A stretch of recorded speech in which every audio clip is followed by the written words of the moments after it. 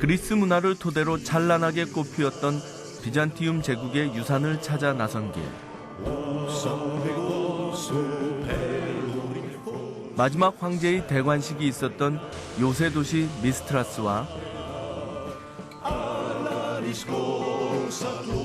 비잔티움 제국 시대부터 성스러운 땅으로 불려온 수도원들의 세상 아토스산.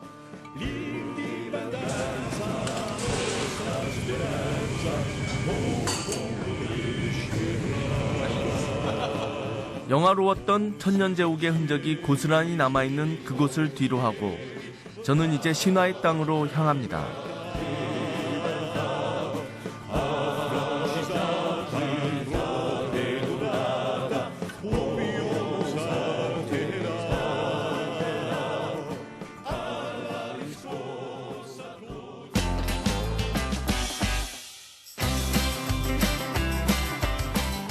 신화와 역사가 맞닿은 땅 그리스. 그곳은 그리스 신화의 탄생지입니다. 신화의 무대를 찾아 떠나는 길. 오늘의 여정은 세상의 중심 온파로스가 있는 땅 델포이에서 시작합니다.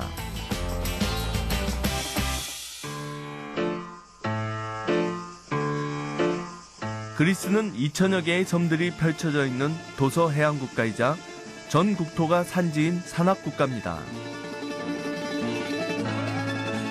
그래서 고대 그리스의 폴리스들은 산간 분지와 하천 하류의 평야를 중심으로 발달했습니다.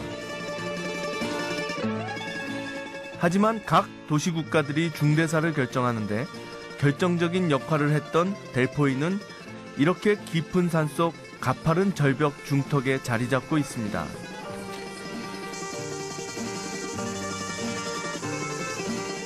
델피로 불리기도 하는 델포이는 고대 그리스인들이 세상의 중심으로 여겼던 곳입니다. 이게 바로 온파로스네요. 이 세상의 중심이라고 하는.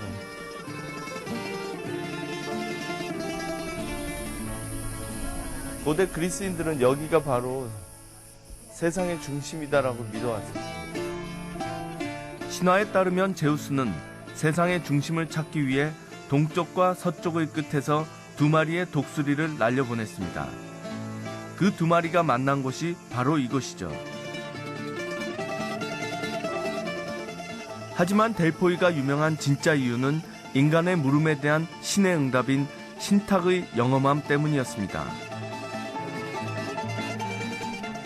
이곳 아폴로 신전의 신탁이 다른 어떤 신탁보다 영험했기 때문에 그리스는 물론 지중해 전역에서 사람들이 몰려들었던 거죠.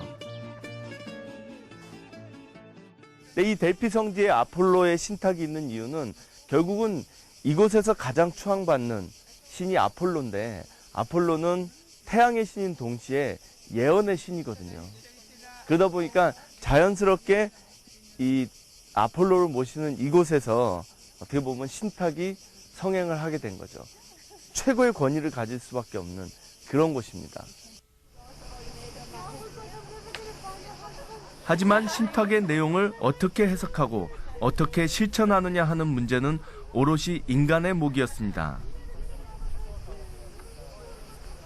예를 들면 그 리디아라고 하는 지금의 터키를 다스리던 곳에 크로이소스 왕이라는 분이 있었는데, 그 왕이 페르시아하고 전쟁을 하기에 앞서서 이 델피의 신탁에 신의 뜻을 묻습니다. 그러자 신탁은 뭐라고 내려왔냐면, 전쟁이 시작되면 거대한 제국이 무너질 거다라고 답이 내려오죠. 그 말을 듣고 내가 이기는구나라고 생각한 리디아의 왕은 전쟁을 시작하는데, 막상 전쟁에서 무너진 것은 자신의 제국이었습니다. 어떻게 보면 신탁은 정확하게 한 제국이 무너진다라고 했을 뿐이지 사실은 리디아냐 페르시아냐를 확정짓지 않았던 거거든요. 그것을 해석하는 것은 인간에게 달려있었던 몫이었던 거죠.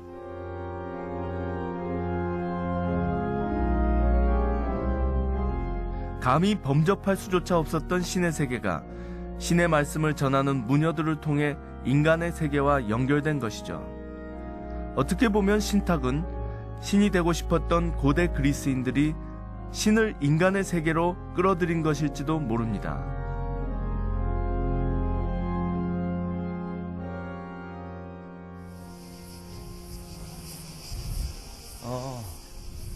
여기가 바로 시빌의 바위네요.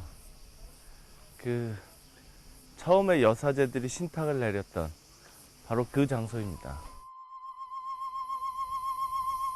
신의 응답을 인간 세계로 전하던 델포이 성역은 그 위치만으로도 영험함이 느껴지는 곳입니다. 아래로는 올리브 숲으로 뒤덮인 협곡이 보이고 뒤로 펼쳐진 파르나소스 산의 모습도 숭고한 분위기를 자아냅니다. 동양식으로 말하자면 처음부터 풍수지리학상의 명당에 위치한 셈입니다. 정말 절경인데요. 약간 신탁을 받으러 올 만한 자격이 있는 그런 장소인 것 같아요.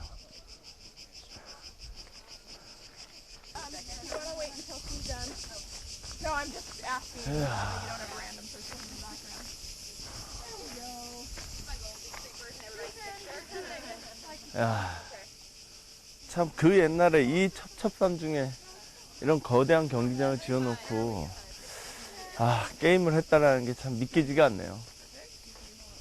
정말 대단한 그리스인들. 고대 그리스는 아테네나 스파르타 같은 폴리스를 기본으로 했지만 오늘날의 금융 허브, 의료 허브처럼 특수한 기능을 갖고 있던 도시들도 있었습니다. 이 델피는 사실은 단순하게 신탁만을 받으러 오는 그런 장소가 아니었거든요. 어떻게 보면 쉽게 표현하면 고대 그리스 세계의 글로벌 정보와 어떤 교류가 일어나는 그런 소통의 장이었습니다. 그리스 전역에서 대부분의 사람들이 중요한 일을 결정할 때 신탁을 받으러 오거든요. 당연히 순서가 밀리고 왔다가 하루 만에 갈 수 있는 그런 장소가 아니었습니다. 몇 개월씩 머물면서 사실은 서로 간에 정보를 교환하는 그런 장소였던 거죠. 육체훈련을 교육의 중요한 부분이라고 생각했던 고대 그리스인들에게 이러한 경기장에서 열렸던 운동 경기는 인간의 아레테, 즉 탁월함을 과시하는 수단이었습니다. 이곳은 아테네인의 보물창고입니다. 기원전 490년 페르시아를 상대로 마라톤 전투에서 승리한 것을 기념하기 위해 아테네인들은 이곳에 보물창고를 지어 아폴론 신에게 바쳤습니다. 아테네뿐 아니라 그리스의 주요 폴리스들은 자기 폴리스의 위상을 높이기 위해 경쟁적으로 이런 보물창고를 지었습니다. 사실 이 보물창고들은 어떻게 보면 그 당시 고대 그리스 세계에서 폴리스들이 자신들의 어떤 정치적인 위상, 경제적 부의 어떤 규모 같은 것을 자랑하기 위해서 이곳에 지어놓은 그런 것들이죠. 한마디로 이 델포이는 단순하게 성소로서 어떤 신탁을 받는